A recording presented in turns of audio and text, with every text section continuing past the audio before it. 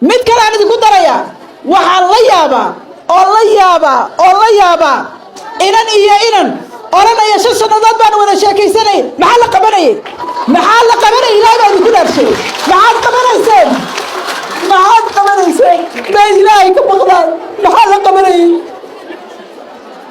5 sanadood sidee inan uga sheekaysataa shan sanadood aan kuwa kasaa lagu faanaya 5 sanadood aan wada sheekaysanayno kasay hooyadii aabiina qoslayaan إن لم تستحي فاصنع ما شئت برسول صلى الله عليه وسلم هذا الحشاري وحدة السماء هذا من الحياة وإنه حول لا يهي نفقيرة هكور سنين نفقيرة نين هكور سنين تصدح هذا حوالي مال وإنه حول لا يهي دليل بانو هيا ورسول كان صلى الله عليه وسلم الشاقي دليل بان هيا وصحيح عن دين هيا أقول سنين أني فقيرة دينتا دوشت صلاة وتكذو قرآن كحافظيه وشاق وينو قركي سؤالك أتشوغي هاي إساقا وطالة رتب الدوان إنسان إساقا وطالة هبلا هالكن وحانوغا شاقيا هبلا halkan idinka fariintana idin gudbinaya ina yar gidaar la istaagina dariiqa la marina inay gidaar la istaagina meel ha ula bixina waxaad ku ornaysaa hooyaday waatan aabayna waa kan ahla wasahla saagal nafqura in laga wada abuuray oo ilaahay subhanahu wa ta'ala zawjkeedii oo xaawana laga abuuray rag badan iyo dumar badanna inay dhaleen وإنه إنه كم النهاية سبحان الله كيف تختار البنت الزوج الصالح والمتزوجة كيف تكون زوجة صالحة هذا هو محاضرتنا اليوم إن شاء الله تعالى سبحان الله تكوبات وحويان الخلق الدين قبل الخلق dadku had iyo jeer waxay soo horeysiyaan diinta soo horeysiyaan anigu waxa soo horeysiinaya akhlaaqda diinta waxa weeyaan qofka isaga diinta waxa weeyaan isaga qofkii ilaahay subhanahu wa ta'ala farda qof walba wuxuu imanayaa maalinta qiyaamaha isagoo kaliya u imanayaa kolka subhanallah al-akhlaq al-khuluq ayaa horeeya oo rasuulkeena sallallahu alayhi wasallam wuxuu yiri idha ataakum man tardawna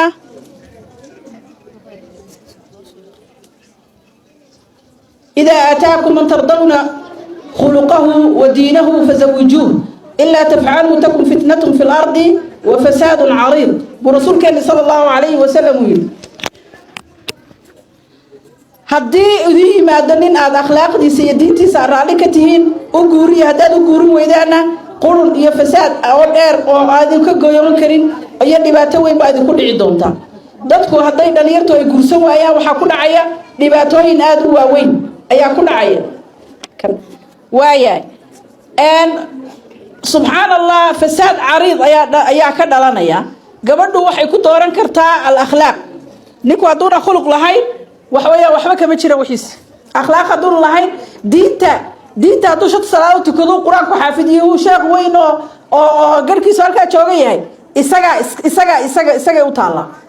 runta ma doonaysaan isaga u taala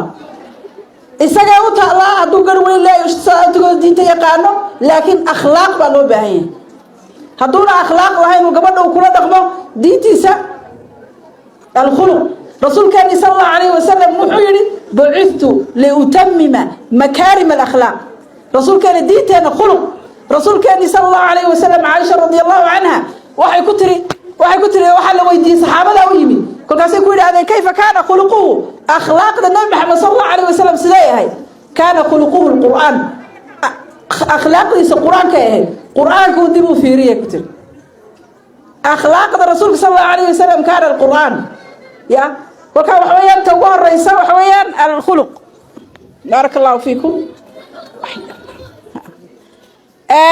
تتكلمنا وحويان الدين دينتي وحويان دون أنكم صلاتكم ونا صاحب الدين هاي ومسلمون هاي dee waxa weeyaan guurkaaga waxba kama jiraan waa inuu noqdaa saaxiib diin waa inuu noqdaa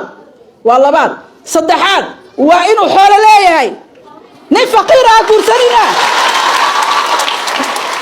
guursanina nin faqiira nin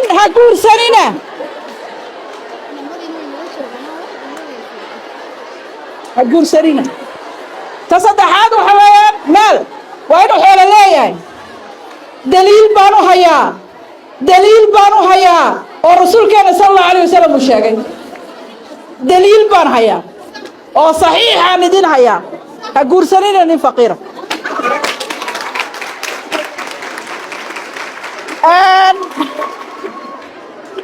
rasuulkeeni sala allahu alayh wasalam wuxuu yidhi yaa macshara shabaab man istataaca minkum albaa'ata raggii buu la hadlayaa haddaad awoodi kartaan buu yidhi ood awood leedihiin guursada haddaad awoodi kari weydin miyaa fa calaykum bisawm waa inaad soontaan buu rasuulku sala allahu alay wasalam haddaad awoodi kari weydaan waa inaad soontaan ma soomaan waa maya soo ma ah maxay sameeyaan jaad baa la wada fadhiyaa oo la qayilaya waaya rasuulkeena sala allahu alayh wasalam waxaa u timid faaduma binti qays si fiican dhagiina u fura hablayahow weliba hablaha yare guurdoonkaa la hadlaya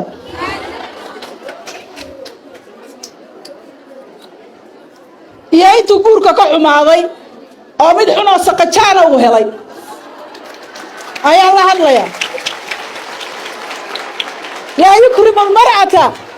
yukrimu almar'ata ila alkariim walaa yuhiinu almar'ata ila alla'iim laa yukrimu almar'ata ila alkariim walaa yuhiinu almar'ata ila alla'iim waxaa karaameeya gabadha nin kariima waxaa gabadha hoos u dhiga nin la'iima waa la'iim faaduma binti qays baa rasuulka sala allahu alayh wasalam u tirimi kolkaasay u bandhigtay tiri niman baa i doonay rasuul allow niman baa i raba 3 nin baa i raba oo ii soo geed fadhiistay bay tiri hablaha halkan waxaan uga sheegayaa hablaha waxaan halkan idinka fariintana idin gudbinayaa ina yar gidaar ha la istaagina dariiq ha la marina inay gidaar ha la istaagina meel ha ula bixina waxaad ku odhanaysaa hooyaday waa tan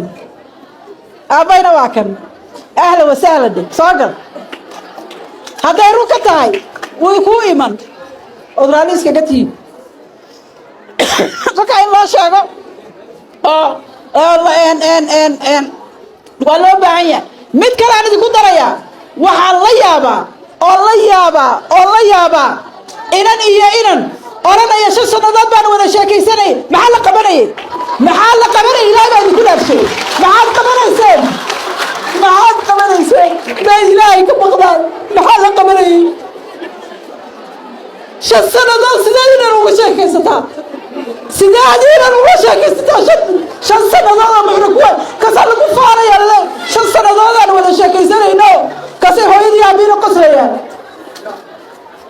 in lam tastaxyi fasnac maa shiit buu rasuulku sala allahu alayh wasalam haddaad ilxishoonay waxaad dootid samee haadaa min xayaagii oo naga tegay weeyaan maxaa la isku sheegay 5 sannadood waayahay